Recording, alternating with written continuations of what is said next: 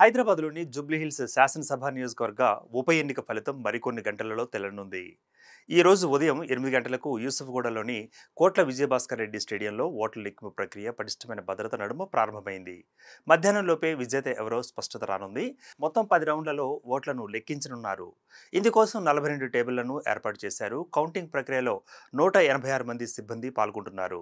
పారదర్శకత కోసం ప్రతి టేబుల్ వద్ద ఒక సీసీ కెమెరాను అమర్చడం జరిగింది. ఇక తొలుత 101 పోస్టల్ బ్యాలెట్ ఓట్లను లెక్కిస్తారు. ఆ తర్వాత షేక్పేట డివిజన్కు సంబంధించిన ఈవీఎం ఓట్ల లెక్కింపు మొదలవుతుంది.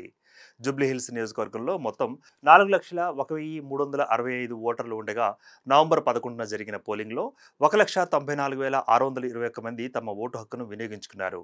దీంతో 48.49% పోలింగ్గా నమోదైంది. ఈ ఉప ఎన్నిక ఫలితంపై సర్వత్రా తీవ్ర ఉత్కంఠ నెలకొంది.